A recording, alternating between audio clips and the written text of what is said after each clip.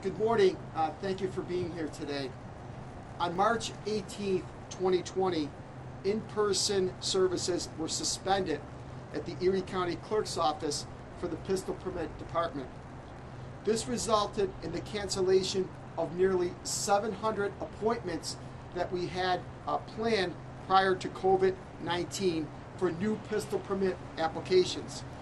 These measures were in response to obviously social distancing and New York State's court's limitations of the work performed by the county's licensing officer, a state Supreme Court judge, Judge Bowler, to only those matters that the court system deemed essential.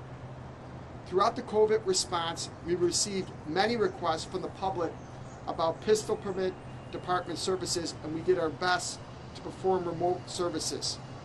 During the COVID-19 response, and for the first time we can recall, we are caught up on pistol permit applications, and that is quite a feat because when I entered into this office, we were probably about 14 to 18 months behind in getting a pistol permit processed.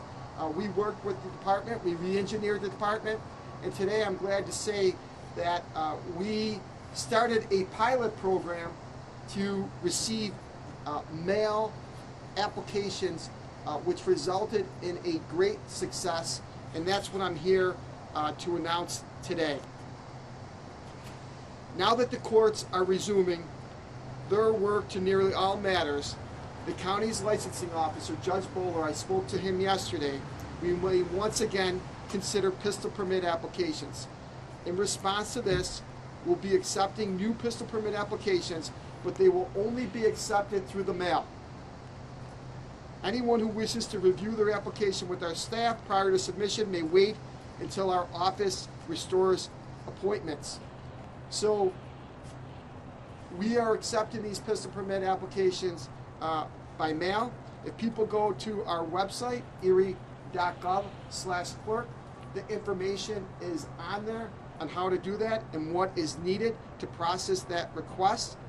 If you have a question, you can call 858-4767. And once again, I want to remind people, Old County Hall and our remote sites are not open. This will only be done, and the process will only be done through the mails. And I stated we did a pilot project of about 20 applications, and it worked out well.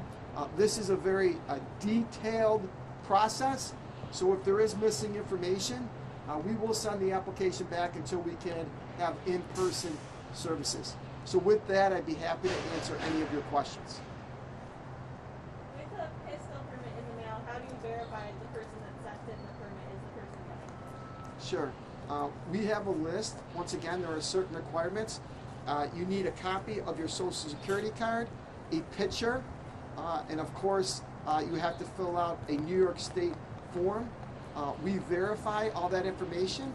Of course, you need 4 references. So the Erie County Sheriff or the local law enforcement will personally reach out and contact that application to complete the process. I want to say at this time, and I want to thank Erie County Sheriff Tim Howard for his support in this matter, and Judge Bowler. One of the first things I sat down with my first day with the sheriff, and he has been remarkably supportive, and also the judge. So there's a process that person has to go through. There has to be 4 references, and they will be verified by law enforcement.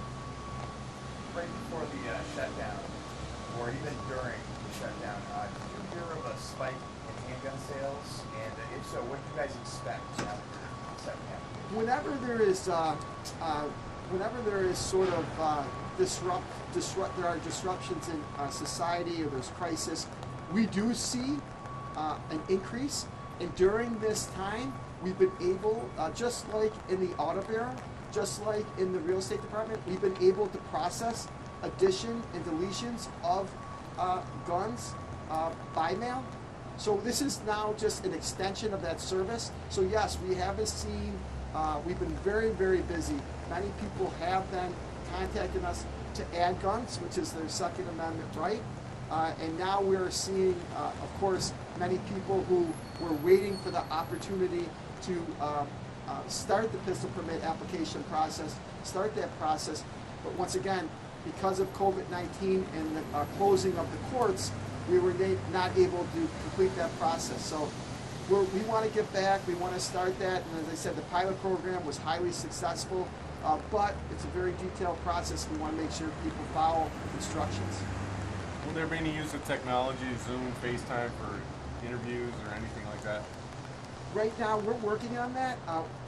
We are open to any type of technology that improves services for the customer.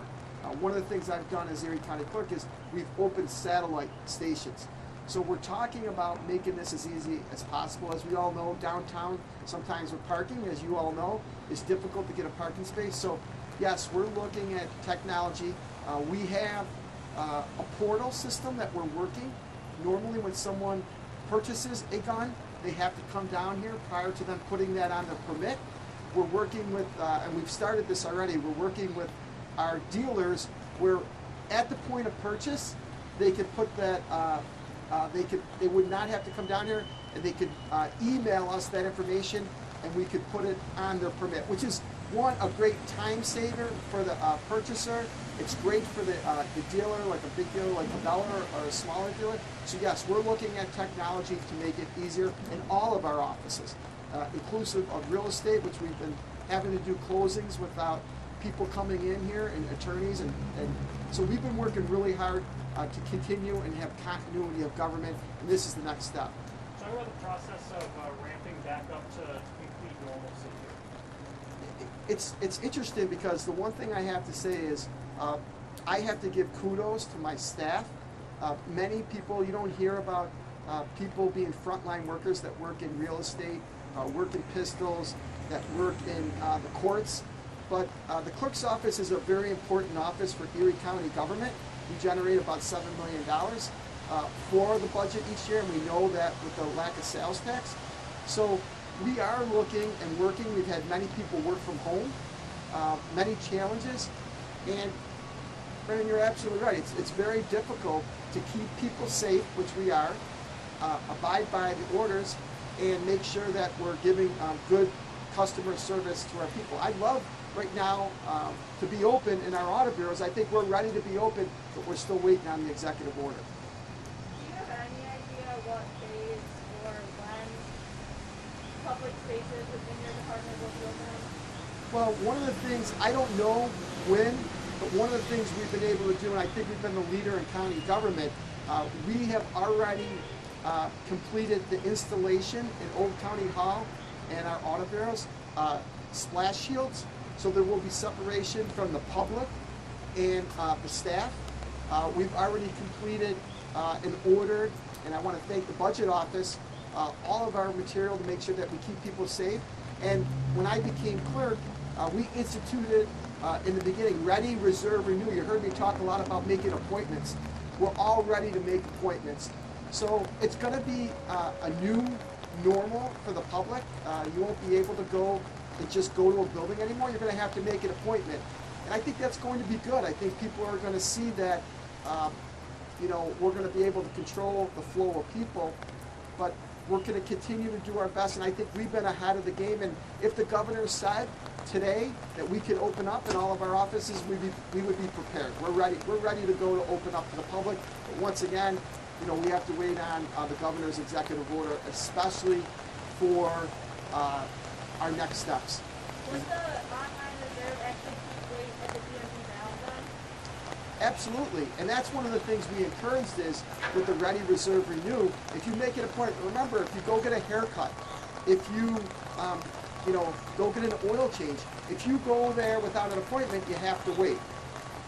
I think people are going to be very pleased, and once again, it's just the new normal of how we're going to do business, but we want people to be ready, and on this day here, it's raining, and we're doing curbside service for people. So yes, it'll be a change for people.